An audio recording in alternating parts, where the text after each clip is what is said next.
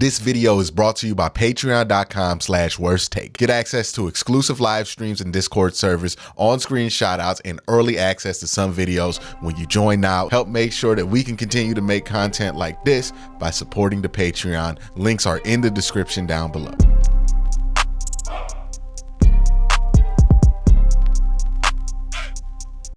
A lot of times I get asked this question, or people have this debate about what makes somebody a real Browns fan.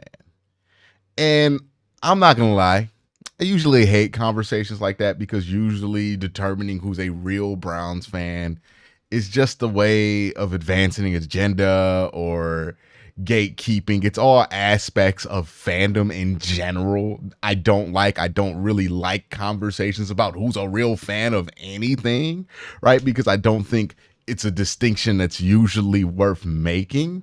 And I usually find that Browns fans, or just fans of anything in general, who are obsessed with determining who is a real fan versus who is a fake fan, are usually the worst examples of fandom in the community. Ironically, a lot of the fans who declare themselves the real Browns fans and deputize themselves to prosecute the fake Browns fans, I usually find those people to be self-interested assholes who aren't as invested in the Browns winning games as they are in getting their shit off on Twitter because somebody said something mean to them or disagreed with them about a player or something like that. To me, being a real Browns fan isn't that rigid. It's not that complicated. There's no test that you have to take. There's no trivia that you have to answer to be a real Browns fan. Here's what you have to be a real Browns fan. Wake up on Sunday and want the Browns to win. If you do that, you're a real Browns fan.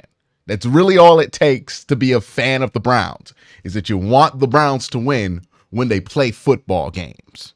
Any other test outside of that is just useless additional garbage to gatekeep and agenda push and all of that other stuff that I really hate about fandom, especially online fandom. When I was a kid, getting excited about Josh Cribbs, wanting to get a Brady Quinn jersey, the Value City clerk didn't tell me, hold on there, you got to pass this written exam to prove that you could get this jersey, that you're a real Browns fan. Because the only thing I needed to be a real Browns fan is to watch the Browns and want them to win. And that resulted in me wanting to get a Brady Quinn jersey because his last name started with the Q and my first name started with the Q. So I thought it matched up. This is 10-year-old Quincy logic here. It's great. But that's it.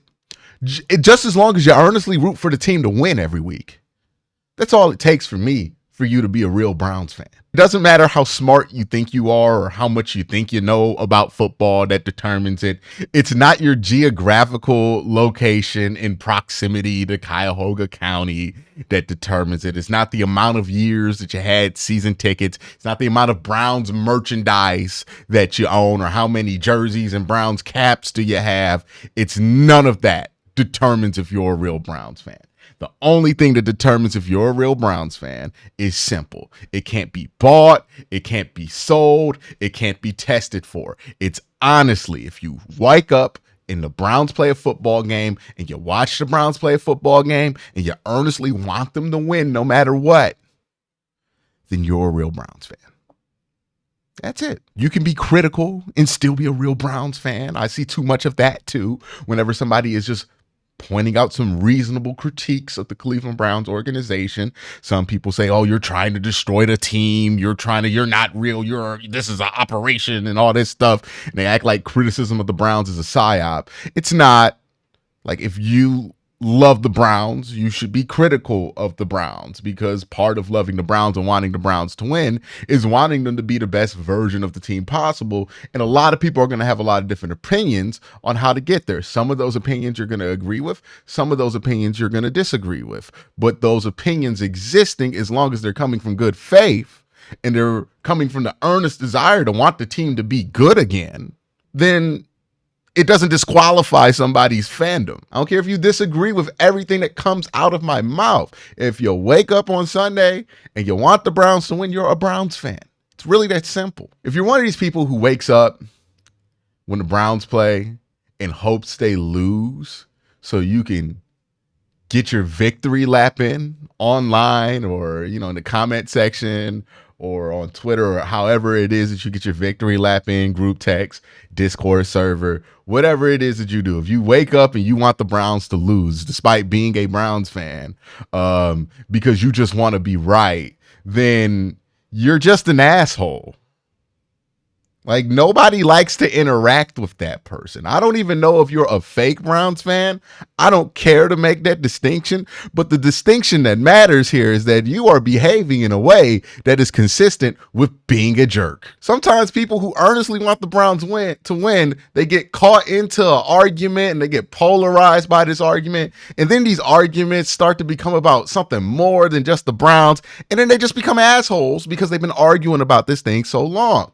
Like, it's easy to lose perspective of the reason you're arguing about the thing to begin with. But please don't lose perspective of the reason that you're arguing about the thing that you got in an argument about to begin with, which is you want the Browns to win at the end of the day. And if you ever get to a place where you're arguing so much online or in person about a specific topic on the Cleveland Browns that you would rather be validated in your argument than have the team actually win a game, then you gotta get away from whatever that situation is that's creating that desire in you, because that desire is gonna make you a big giant asshole, and nobody wants to be around that. So honestly, this doesn't even have to pertain to like your fandom with the Cleveland Browns. It's like, this would just make your life better if you avoided these things, because people fall into these traps all the time. It's part of the reason I have decided to take a massive step back on my presence on like an app like Twitter,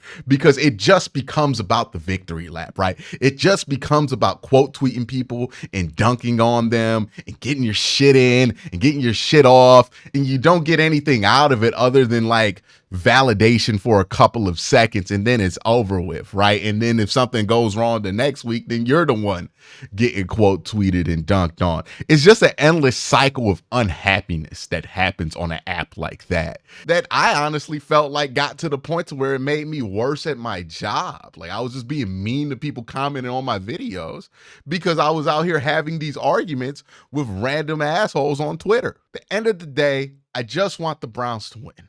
I don't care if I'm right. Now, don't get it twisted. I try my best to be right on this channel. I put a lot of work in to the things that I say, and I don't say anything without sufficient cause or evidence behind it. If you watch me for a while, you would know I don't really talk out of my backside, right? I really try to bring tape. I really try to bring stats and everything else that back up what I'm saying, because I don't like people who talk out of their backside, right? I like people who have reason, cause for what they're saying. But that doesn't mean I'm going to be right 100% of the time, or even close to 100% of the time, because I'm a human being. I can't predict the future. So while I do take pride in my work and the amount of work I put in to have the takes that I have, if one of those takes ends up being wrong, but it results in the team being better, I let it go, because I'd rather have the team be better than me be validated or be right, so I can be like, I told y'all, right?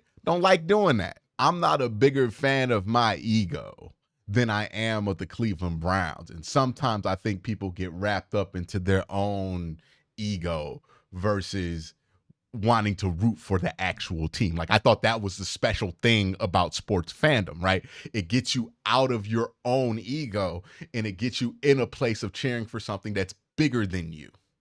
But once you get to the point to where you think you are bigger than the result of the team that you like, well, then you done lost the plot.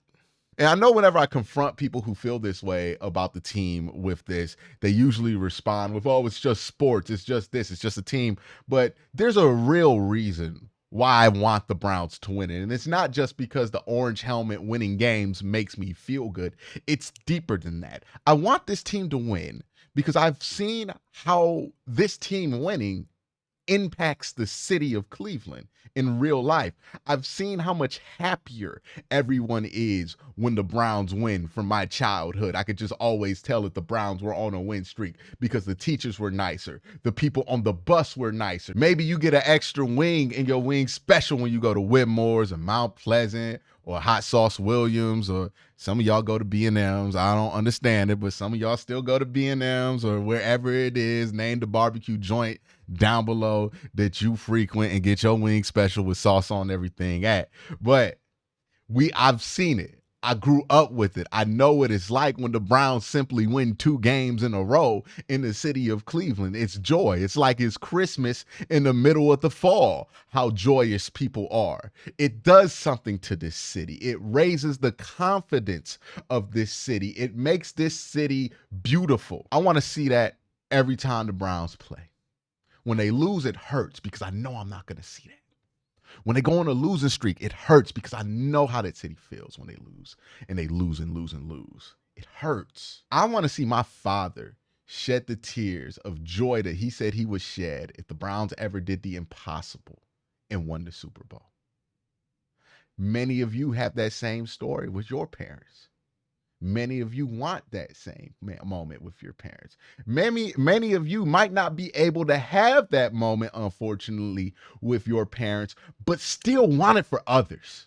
I want the world to see Cleveland in its full glory with its head held high, like it's always meant to be. That's why I want the Browns to win. That's why it hurts me when the Browns lose. That's why it makes me happy when the team wins, especially when they do it in a way that feels good.